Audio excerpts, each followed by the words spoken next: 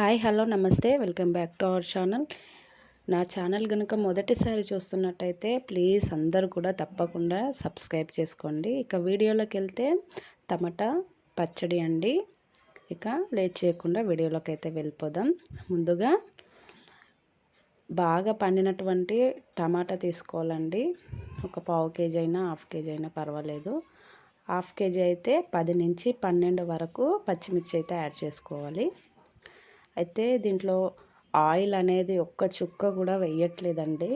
చాలా healthy recipe. తప్పకుండా అందరూ కూడా ట్రై చేసి చూడండి. టేస్టీగా చాలా అద్భుతంగా ఉంది. ఇప్పుడు ఒక బౌల్లో ఇట్లా మధ్యలో కట్ చేసుకొని టమాటా ముక్కలను వేసుకున్నాం కదండి. తర్వాతకి కొద్దిగా వాటర్ వేసుకోవాలి. కొద్దిగా వాటర్ వేసేసుకొని పచ్చిమిర్చిని అయితే వేసుకోవాలి. పచ్చిమిర్చి వేసుకున్న తర్వాత కొద్దిగా సాల్ట్ వేసేసుకొని మూత పెట్టేసుకొని మగ్గనిచ్చుకోవాలండి. ఇప్పుడు కొద్దిగా కలిపేసుకుందాము, లేదా అడుగు పట్టేస్తుంది కదా అప్పుడప్పుడు. అప్పుడప్పుడు మూత తీసేసుకొని కలుపుకుంటూ ఉండాలి. మొత్తం టమాటా అంతా పచ్చిమిర్చి అంతా మగ్గేంత వరకు అయితే మనమైతే పూర్తిగా ఉడికించుకోవాలి. వాటర్ మొత్తం వెళ్ళిపోతుందండి, అంతవరకు అయితే ఉడికించుకోవాలి. టమాటాని అయితే మెత్తగా ఉడికించుకుంటే సరిపోతుంది.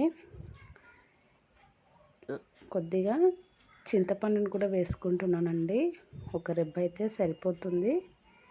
ఇప్పుడు కొద్దిగా పసుపు కూడా వేసుకుంటున్నాను. ఇప్పుడు అంతా కూడా ఒకసారి కలిపేసుకుందాము. కలిపేసుకొని మూత పెట్టేసుకొని స్లిమ్లో పెట్టుకొని ఉడికించుకోవాలండి. ఇప్పుడు మూత పెట్టేసుకుందాము. ఇది రైస్లో కానీ లేదా దోశలో కానీ ఇడ్లీలో కానీ చాలా టేస్టీగా ఉంటుందండి. అంతేకాకుండా జొన్నలతోటి రైస్ చేస్తారు కదా, రైస్ వండుకుంటారు కదా, దాంట్లోకి అయితే సూపర్గా ఉంటుందండి.